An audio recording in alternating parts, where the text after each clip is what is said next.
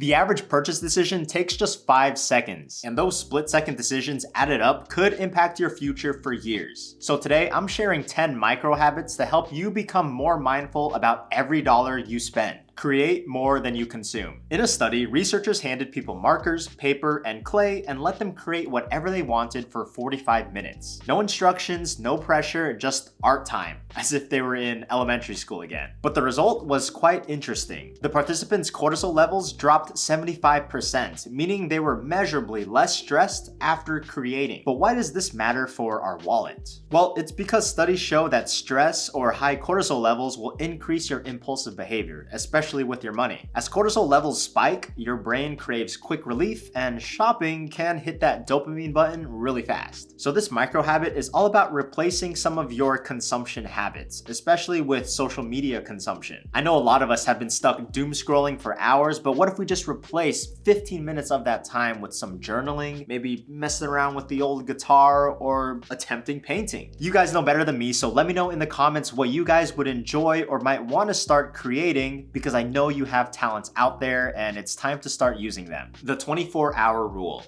Something happens in our brain once we see a paycheck hit our checking account, and a lot of behavioral economists call this mental accounting. Suddenly, once we see these dollars in our bank, we feel rich and we automatically tag this dollar amount as spendable. So let's be proactive and keep our brains from doing this knee-jerk reaction. This micro habit is about automating a transfer to your savings account within 24 hours of getting paid. Just by scheduling this little transfer from your checking into a separate savings account will make a huge difference over time. Bonus points if you transfer this amount into a separate savings account at a different bank so that it's out of sight and out of mind. A common issue I run into is people thinking they need at least $500 so that it's actually worth transferring money into a savings account. But in reality, you can literally start small, from $20 to $50 to $100. That's why this video is called Micro Habits, because just by making these small 1% differences, which we'll talk about later in the video, are going to lead to huge differences in your financial future. Okay, now let's cover a habit that we can easily integrate into our daily lives: convenient learning.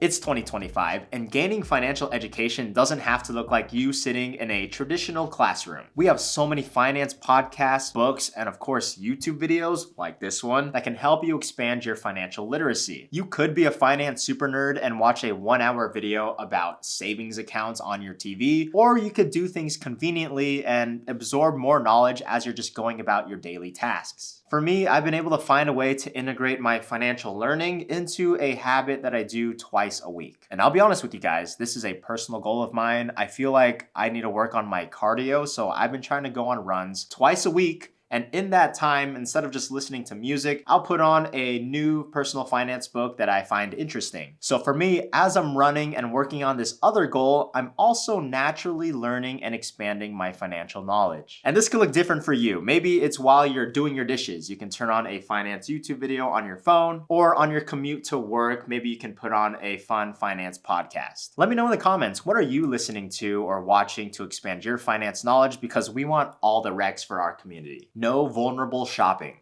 Throughout our day, we're already making so many decisions, and research from Cornell University found that we make 226 decisions about food alone each day. So of course, with these measly food decisions, family decisions, work decisions, by the end of the day, we are burned out and our brains are probably just done. So probably by the time it's late in the evening, it may not be the best time to make purchasing decisions. That's why I follow this simple rule that I set for myself. I don't online shop while I'm laying in bed. Because when I'm chilling at the end of the night before I go to sleep, my willpower is pretty low, and I'm not gonna leave my spending decisions up to chance. So what is that vulnerable time for you? Is it while you're laying in bed? Is it while you're on the couch? Or is it while you're sitting in the car after work? Identify that vulnerable time and choose to not spend in that moment. And instead of doing all of this in your head, write that moment down. Maybe literally make a time block in your calendar saying no shopping if that is an issue for you. The strategic yes. In life, when we say yes to something, if you think about it, we're saying no to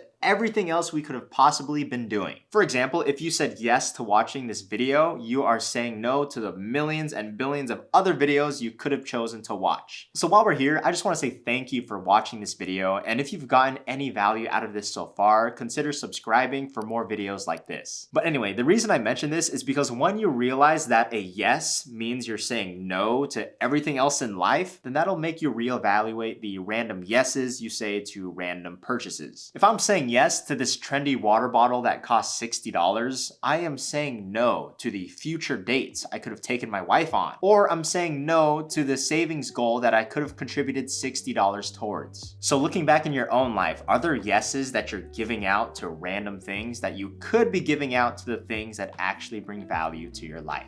Share the money wins. Look, y'all, I know you've had some wins when it comes to your money, and we can't keep those hidden away. You deserve to share them in a humble manner, and it's okay to recognize your progress even if you aren't exactly where you want to be yet. There are plenty of ways to recognize the small wins and the progress that you're making in your finances. Heck, you could comment them down below in this video. You can find an accountability partner and share it with them, or just for yourself, maybe screenshot the money goals that you've been reaching and save them in a folder on your phone. It's probably a good feeling to see 10K in a savings account, so screenshot that. Keep it for yourself and recognize that you've hit a milestone. It doesn't mean that you're done, but it means that you are making progress on your goals. The wealth scroll habit. Now, we've all heard of doom scrolling, but have you heard of wealth scrolling? No? Well, okay, good, because I just made that up. Our social media feeds are filled with lifestyle influencers, content creators who are working with different brands, and all they're doing is throwing products and consumerism in your face. Like, have you seen those TikTok shop ads? They're very entertaining and they don't even feel like an ad anymore. So what I've done over time is curate my social media feed to be something more along the lines of what I want to see, which is financial education, financial freedom posts, as well as productivity and personal development posts. It's definitely not perfect, but we can improve our feeds by bringing on things that lead us to better goals and more positive outcomes in our life. If you want to put this into action right now, go check the people you're following and unfollow 5 accounts that you know are just causing you to compare yourself or leading you to make unnecessary purchases. And then follow 5 pages that influence you to make good financial decisions. Slowly over time, you'll go from doom scrolling